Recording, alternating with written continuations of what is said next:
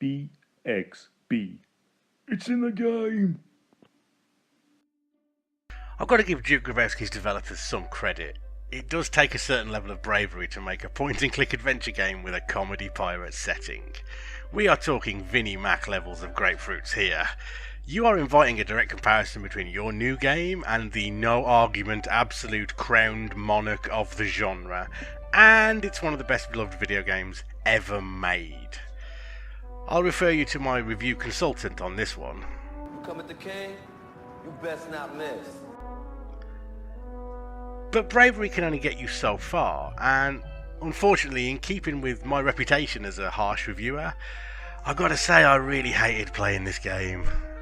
It bears repeating, as I've said before. Many gamers think they like point-and-click adventures because they've only played the two very best examples of the genre. Now those same games, without the whip-smart writing and glorious puzzle design of your Schaefers or your Gilberts, I think it'd take more than a few Avast behind gags to save those. And Duke Grabowski is a really good illustration of this principle, I think. There really isn't a major problem with this game, but the end result is still just not much fun to play.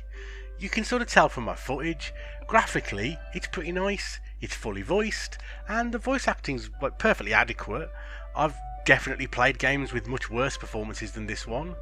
The puzzle design is fine too, although I've got to say this inventory system is a bit weird. Your character just sort of carries around the memory of an item's location, rather than the item itself. But fine, I mean functionally it is identical to Guybrush's Magic Pockets, so whatever. My point really is that all the ingredients of a reasonable game are here, and yet the end result, it just leaves me absolutely cold, and that is entirely because of the writing. Now, if I bust out the knives about the writing, that's risky business for a reviewer. I'm sure there's plenty of people who think my writing's not much cop either, and fine, fair enough. I might suck, but that is why I choose to put my writing into the context of a game review. Even if what you're listening to now isn't entertaining, it might at least be informative. But a point-and-click adventure game, it doesn't have that bolt hole. They have to be entertaining. Points and clicks live or die on the strength of their writing. Mostly because that's almost all they are. Games of this type are really just a vehicle for the words they contain, and if those words are bobbins, no one's going to care how good the truck that hauls them is.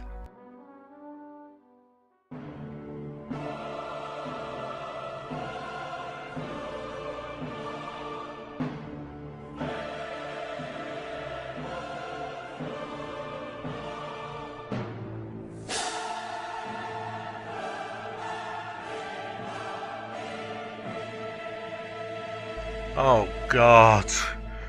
Oh, so this is a game where the hero is an incredibly stupid man who's trying to take up a position of power.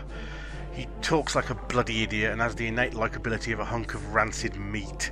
I mean, how does that happen? It's alright. I need to not worry about that now. I just need to focus on this review.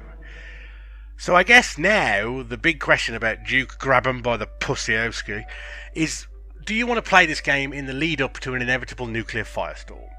And hey, maybe a gentle tale of pirate hijinks is a good distraction from the complete annihilation of everything you've ever believed in. But honestly, I think there's probably better options. As I think I said previously in the before times when life was pure and beautiful, games like this live or die on the strength of their writing, and the writing here just isn't strong enough. Characters tend to babble on a lot without actually saying anything of substance, and that might help you win Florida, but it doesn't really hold the attention of a grown-up. However rare those might seem to be nowadays. The jokes are all long lead-ups to flimsy punchlines, just like this video I suppose, and there's a lot of lazy stereotyping in place of genuine characterization. Ultimately, Duke may have claimed it was going to make point and clicks great again, but really it just serves up a rehash of the failed systems of the past. The production values are pretty good, but I can't pretend I had much fun with this game, and I doubt you will either. I mean, if this game excites you, there's still a huge list of point and clicks that you should probably check out before this one, so realistically, I can only give this a couple of stars. And now, review finished, I can head back to my bunker and pray for us all. BXB. It's in the game.